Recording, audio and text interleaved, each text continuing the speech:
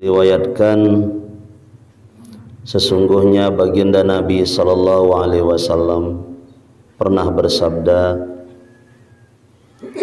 man usyriba qalbuhu hubbad dunya, barang siapa yang selalu menyiramkan hatinya dengan kecintaan kepada dunia. Menyiramkan hatinya maksudnya di sini adalah mengikuti, ya, selalu mengikuti keinginan hati. Iltata minha bisalasin, maka dia akan selalu dibuntuti, maka ia akan selalu diikuti oleh 3 macam penyakit. Na'udzubillah min dzalik. Yang pertama, syaqa'un la yanfadu anahu,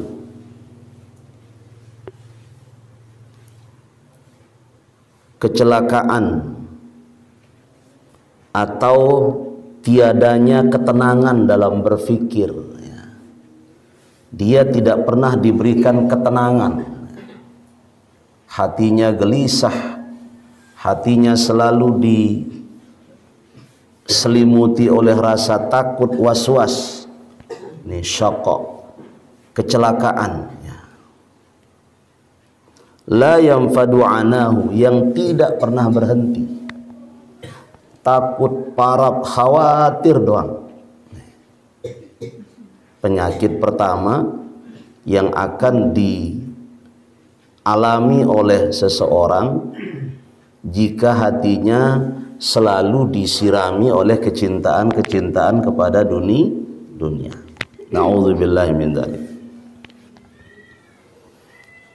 Penyakit ini salah satu penyakit yang banyak menghantui orang di akhir zaman, sehingga kadang-kadang apa yang mereka lakukan di luar dugaan apa yang mereka lakukan.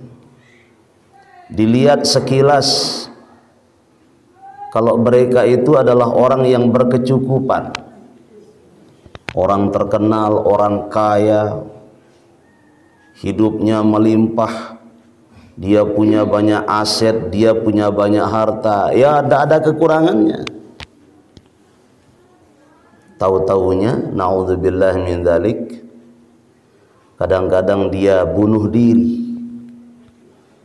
Ada yang menjatuhkan dirinya dari lantai yang tinggi.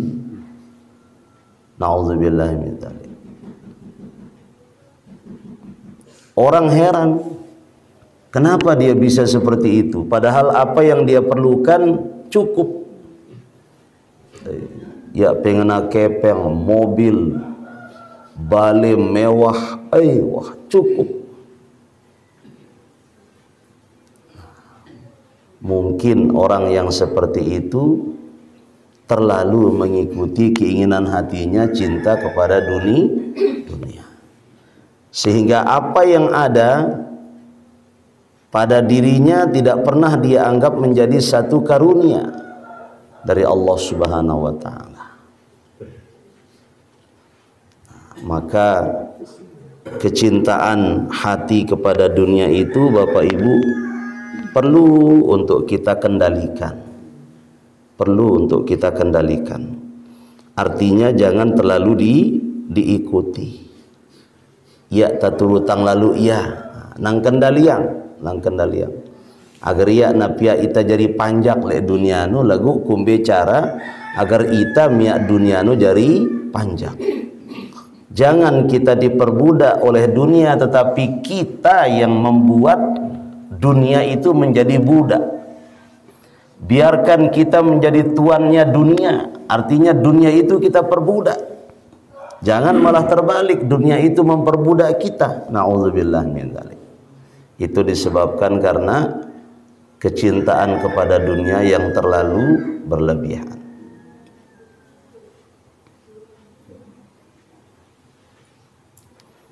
Penyakit yang kedua, wa hirsin la yablughu ghina.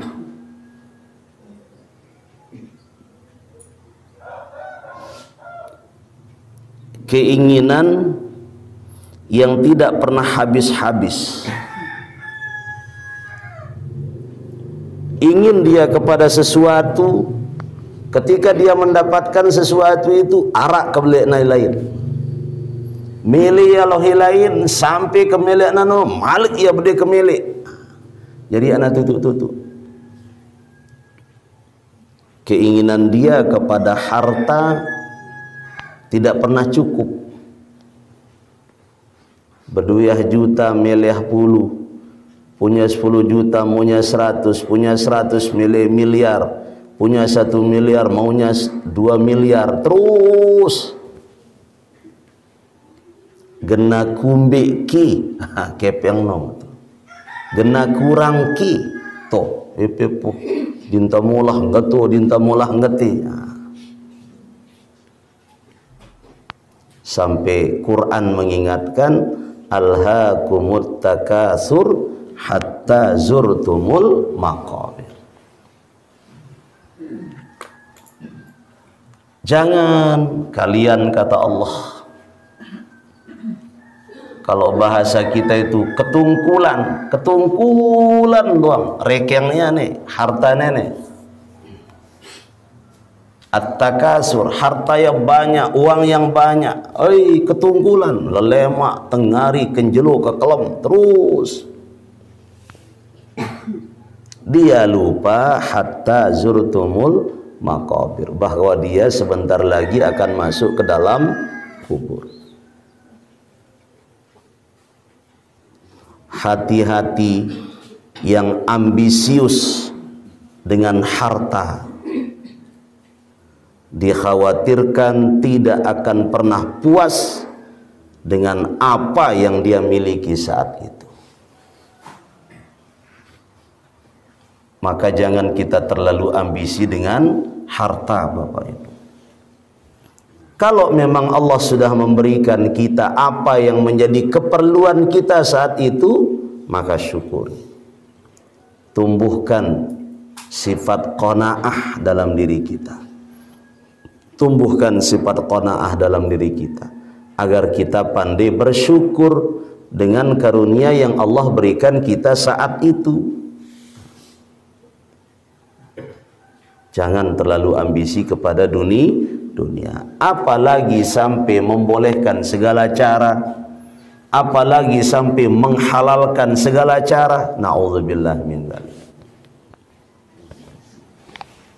Ayo Bapak Ibu, kalau memang kita betul-betul punya iman kepada Allah, kalau memang kita betul-betul orang Islam, kalau kita memang betul-betul orang Islam, ayo, jangan kita mikir yang penting saya dapat. Ya, tak mikir ngena pokoknya aku mau, jemak kata bicara halal haram, jangan. Kalau memang kita ini betul orang beriman, jangan kita mengatakan era kata bicara lepu kanggo ya kanggo, jangan. Muntah tentu dengan beriman, ya kecuali sebaliknya. Ayo Bapak Ibu, mulia ajaran agama kita dalam segala aspek hidup kita, termasuk bagaimana kita mendapatkan rezeki. Di dalam kita mencari rizki, agama ngajari ta ya sekedar tak mikir mau, ya sekedar tak milih mau, lagu harus tak pastiangnya bahwa langan tai mau nono tentu-tentu kena. Harus tak pastiangnya langan tak mau kepeng nono tentu-tentu halal. Agar na badui barokah, agar dia punya barokah, Bapak. Maka jaga hati kita, jangan terlalu berlebihan kecintaannya kepada dunia. Wa amalin la yablughu muntaha, Penyakit yang ketiga kepada orang-orang yang terlalu mencintai dunia, dia akan mengalami penyakit amalin la yablughu muntaha. Dia akan selalu menghayal yang tidak pernah putus-putus. Menghayal doang milena, liwatin langit marabasanta. Lah yen yen doang. Yen nangetu jande. Yen nangetu jande. Yen doang atau na momot doang, enggak na milena menghayal doang itu.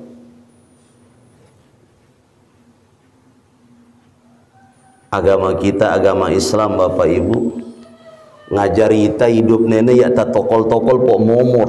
Ya.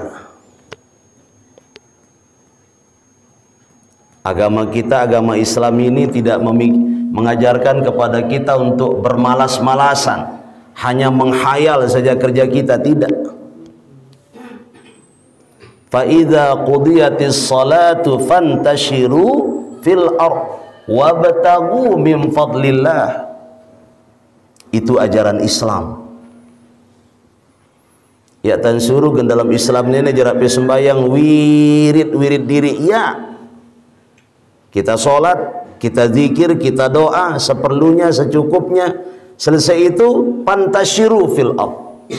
Silahkan pada menebar kepada bumi Allah. Tak padang gelidung.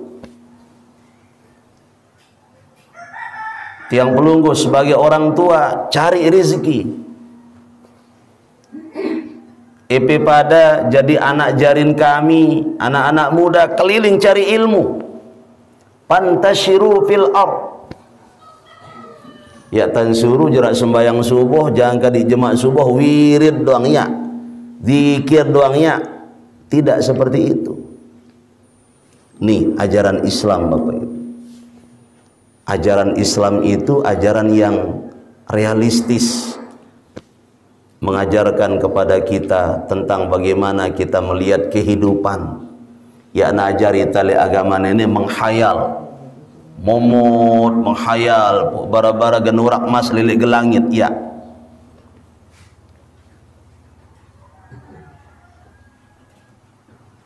Mau kita mendapatkan karunia Allah, pantashiru fil ardh.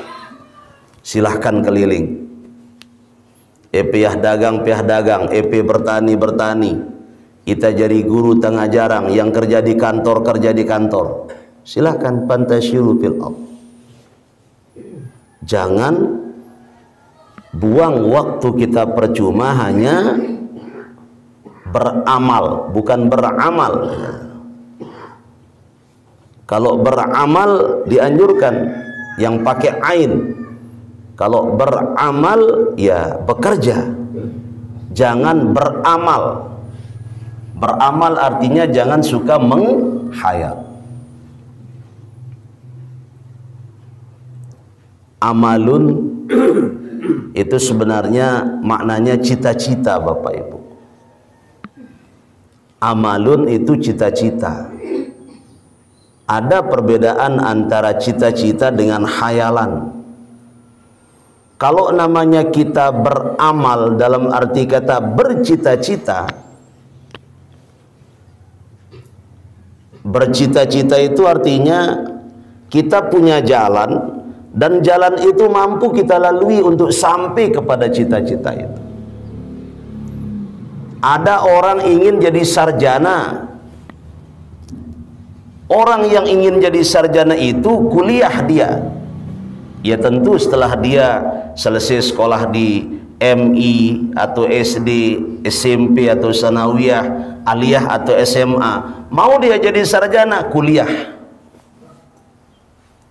Dia kuliah, dia belajar lagi karena dia ingin menjadi sarjana. Dan cita-citanya dia ingin mendapatkan nilai yang bagus. Ini namanya cita-cita. Selesai dia S1, dia inginnya mendapat gelar S2, cita-citanya S2. Lanjut lagi dia. Itu namanya cita-cita. dia berkeinginan, lalu kemudian dia ada jalannya, Bapak Ibu, dia tahu jalannya dan dia lalui jalan itu namanya bercita-cita. Nah, kalau bercita-cita boleh, bahkan kita dianjurkan gantungkan cita-citamu setinggi langit, kan begitu. Tapi kalau menghayal, Bapak Ibu, menghayal itu artinya menginginkan sesuatu yang dia tidak tahu jalannya mendapatkan sesuatu itu, atau dia tahu jalannya tapi dia tidak mau menjalani. Milih jadi sarjana, lagu ya milih sekolah. Bisa dia jadi sarjana, kan menghayal namanya itu. Dia ingin jadi guru, tapi dia tidak pernah belajar, kan menghayal. Aduh, ida daulah berguru soalnya anak tuan guru, nanak ayai. Kalau dia tidak pernah ngaji nggak bisa. Walaupun anaknya ulama, tapi kalau yang dia kerjakan tidur, nganggur doang, ya tidak bisa dia alim. Tidak bisa. Tidak karena mentang-mentang dia anaknya tuan guru, atau tidak karena mentang-mentang dia anaknya al-mukarram atau keturunannya al-mukarram lalu enak-enak jadi orang alim. Tidak bisa. Tidak bisa. Harus dia berikhtiar untuk belajar. Harus. Kita yakin Bapak Ibu, dalam masalah keilmuan itu ada namanya ilmu laduni. Tapi orang yang mendapatkan ilmu laduni itu adalah orang yang sudah melakukan proses namanya kasbi. Dia sudah berusaha belajar, ngaji, sekolah. Nggak bisa-bisa dia beberapa tahun dia ngaji sekolah, tapi terus saja dia berusaha belajar. Kita tidak tahu nanti pada satu ketika Allah memberikan dia hikmah, tapi dia sudah belajar. Ya poya pisadu lalu engkau dengan ingin adoi dajak daula belajar, daula ngaji dajak kan jak keturunan datuk dajak. Ndak ada keturunan datuk, ndak ada. Kalau dia ndak rajin nuntut ilmu aja, ya nagen tuang-tuang pengeng, tampiran pengeng. Allah Subhanahu wa taala Maha Adil. Allah Subhanahu wa taala Maha Adil. Walaupun bukan keturunan al-mukarram lagu munapaju, ini ia aliman di keturunan al-mukarram tapi anapaju.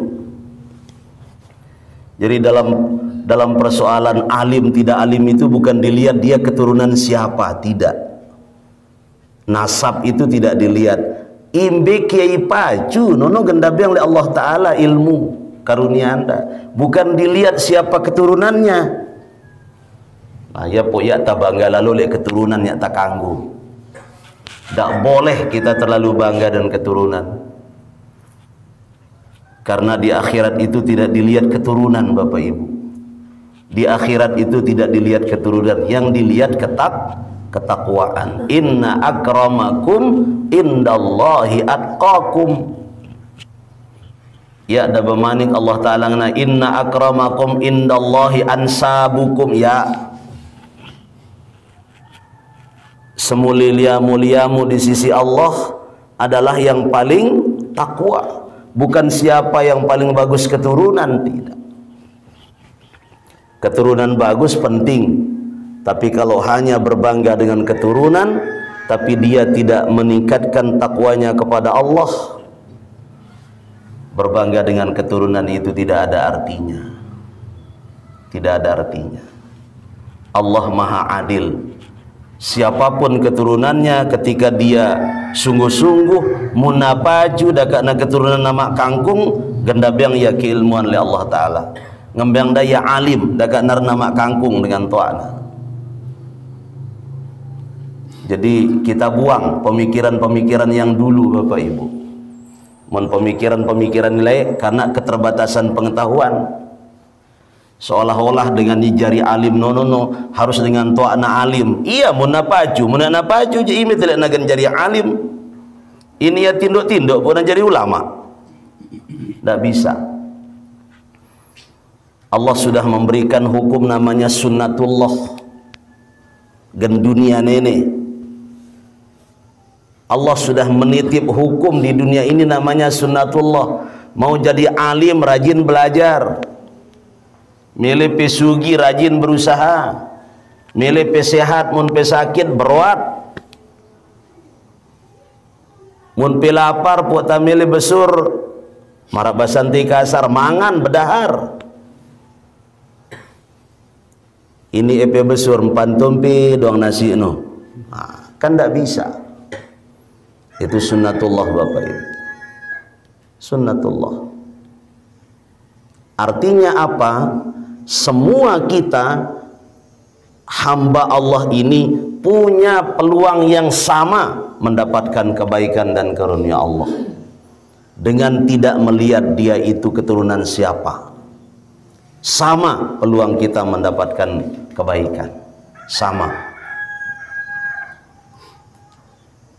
Jadi kalau ada pemikiran-pemikiran dulu marah angkat yang baru, ya kalau dia sebagai nasabnya orang mulia lalu kemudian dia juga sama kesungguhannya, keikhlasannya, keistiqomahannya di dalam menuntut ilmu itu, insya Allah dia juga akan dimuliakan. Bahkan kadang-kadang Allah memberikan dia kemuliaan yang lebih. Dia akan diberikan kemuliaan yang lebih daripada pendahulunya. Umpama ada keturunan seorang ulama, umpama rajin belajar, rajin menuntut ilmu, soleh, ikhlas,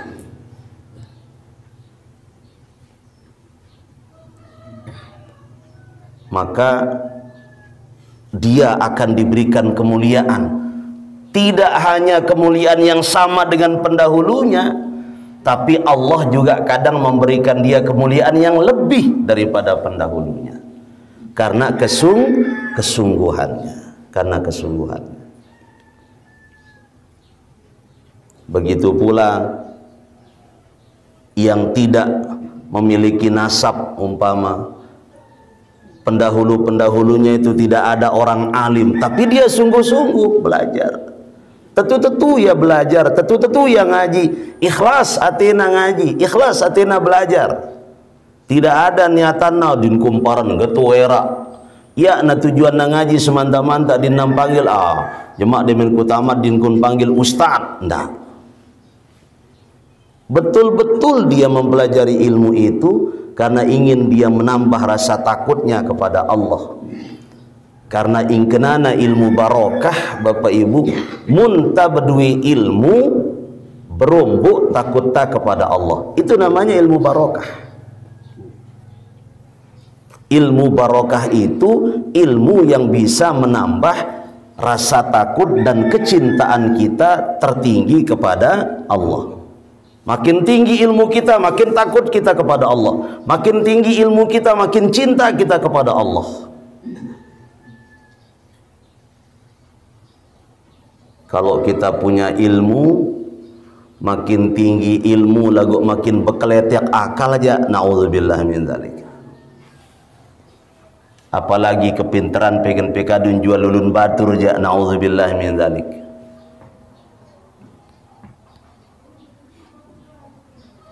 Bertambahnya ilmu makin menambah takut kita kepada Allah Subhanahu wa taala.